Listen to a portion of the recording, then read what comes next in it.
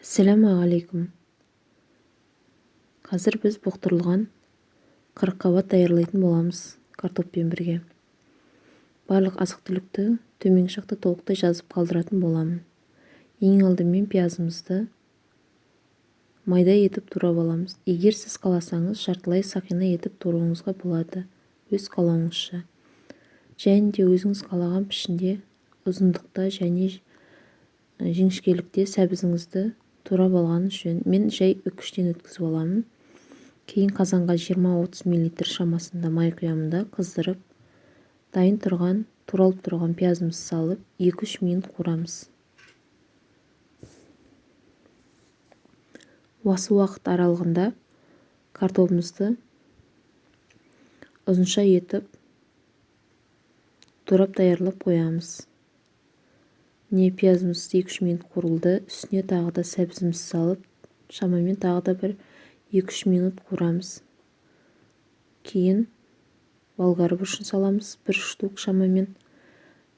Мен мұнда қыс мезгіліне сақтап қойған болгар бұрышын пайдаланып жатырмын. Қыс мезгіліне қалай болгар бұрышын сақтауға болатынын төменде ссылка қалдыратын болам, сол арқылы өтіп көрсеңіздер болады. Және де картопымызды салып, 5 минутқа крышкасын жауып қазанымызды қуырып аламыз. Сол 5 минут уақыт аралығында 800 граммдай капустаның жартысын өзіңіз қалаған жуандықта, ұзындықта турап аласыздар. Мен жіңішке етіп турадым және қазанға саламыз да тағы да бір 5 минутқа бұқтырып қалдырамыз. Кейін тұзын саламыз, бұрышын, қара бұрышын саламыз. Татуына, дәміне қарай саласыздар. Және 2 түйір лавр жапырағын салдым. 1 ас қасық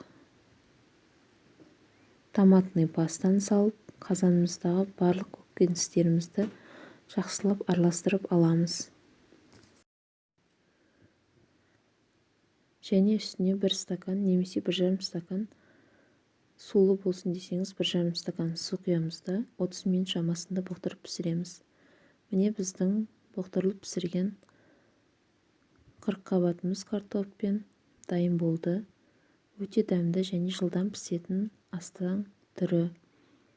Барлығыңызға ас болсын, дайындап көріңіз, өкінбейсіз деген ойдамын.